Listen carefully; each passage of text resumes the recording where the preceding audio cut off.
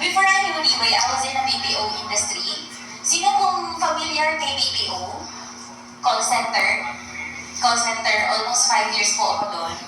And doon po sa account na nahawakan ko, panggabi, US account po kami. So, almost 5 years, wala akong chance na magkaroon ng shift ng pangumaga. Laging graveyard. 10 p.m. hanggang 7 a.m. So, almost 5 years din akong puyat. Pag call center agent ka, yung environment mo doon iba. After shift, magre-rest day na kami, diretso muna kami inuman. Yan. Exposed din po ako sa mga nag-ios. At ang lakas ko pong uminom dati. Kaya akong makipag-inuman sa mga close friends ko for 24 hours. Nagulat din po akong ganun kapasaway dati. Hindi ko rin alam. Pero sa edad kong po yun, 27, 24, 23 years old ako, mga ganong edad. Actually, I started working, mga 18, 19 years old na ako noon. Tama ba? Sorry, medyo mahina sa math. Pero imagine, ang bata ko pa, ganun ko na itarate yung sarili ko. Naniniwala po ba kayo na kung paano nyo tinatarate yung katawan nyo ngayon, gaganda yan sa inyo in the future. Bata pa po ako nung ganun yung klase ng lifestyle na meron ako. Not knowingly, na akala kasi na mga kabataan, ang lakas-lakas natin eh. Akala natin magkakasakit tayo usually 30 years old, 40 years old. Ganun usual. Tito mo, ganun ito ibang bata pa, tito mo. Ganun po tayo usual, di ba po? Hanggang hindi tayo tinatamaan ng sakit to malala, hindi natin iingatan sarili natin, tama? So yung sa akin naman po, kung kayo magalan, hindi naman po siya life and death situation. Pero I was diagnosed ng polycystic ovarian syndrome. Polycystic, ibig sabihin, more than one cyst. So, in my condition po, polycystic ovarian syndrome, yung hindi ko po matandaan kung anong ovary, left or right, pero isa sa kanila has 11 cysts, yung isa is 23 cysts. So, nung bago po akong totally ma-diagnose with PCOS,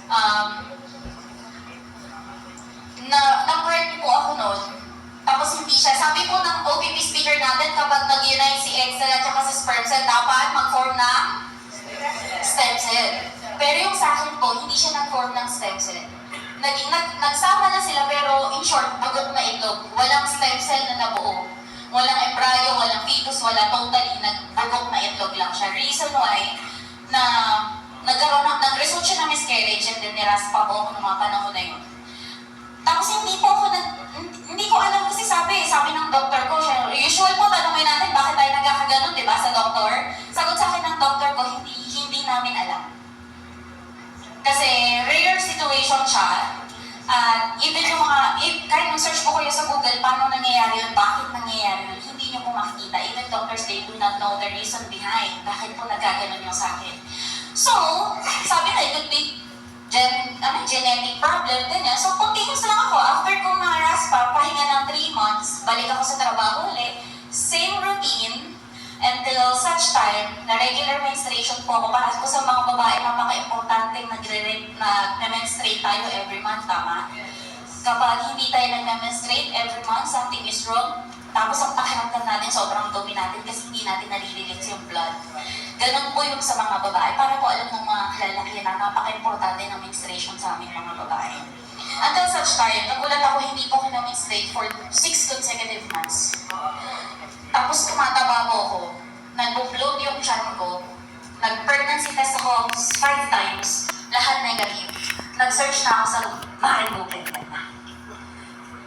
Bakit ganito, ba't ganyan? So sabi doon, baka lang may problema. Stress ako, lifestyle ko, and worst case scenario, I have ovarian cancer. Sabi ko, oh my gosh, kailangan ko magpa-check up. Kesa mag-overthink ako, nagpa-check up ako, doon ko nalaman na may polycystic ovarian syndrome ako. At doon ko rin po nalaman na kapag may PCOS pala, konting pimpot na lang, nagpa-glucose tolerance laboratory ako noon, doon chinek ng doktor ko kung gano'n na yung tolerance ng katawan ko sa glucose o sa sugar. Doon ko nalaman na konting kempot na lang pala, may diabetes na ako.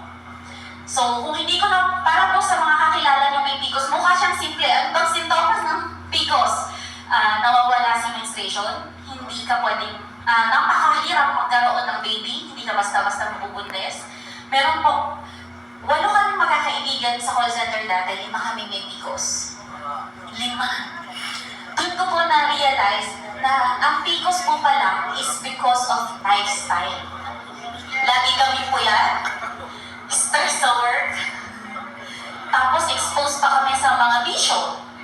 Though nakakapag-yosi ako dati, pero hindi ako yung addict, pero yung mga kasama ko, yosi talaga sila. Second-hand smoker ako. So, akala ko dati, okay lang, malakas bata pa naman ako, hindi pala. So, akala ko dati, kapag sila lang yung may mga bisyo, akala ko okay lang ako, hindi po ganun.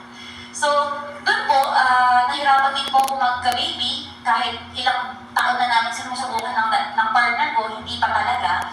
And then, until such time, na nakalimutan ko na may sakit ako. Kasi nga, binigyan ako ng gamot ng doktor ko noon.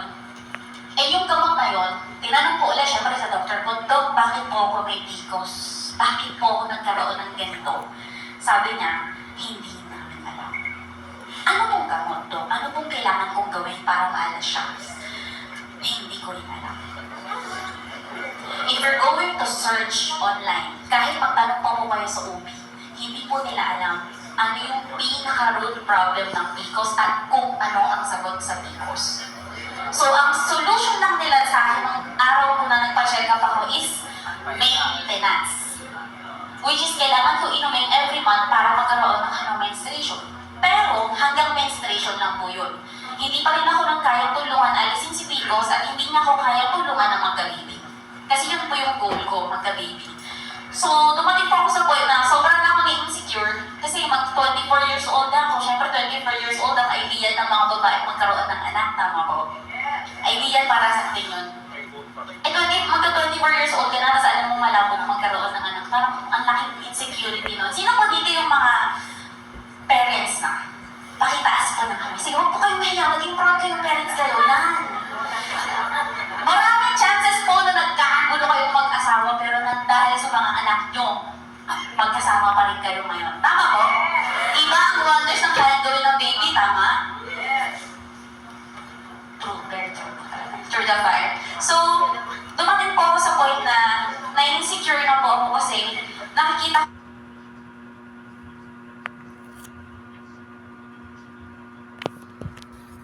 Putik na.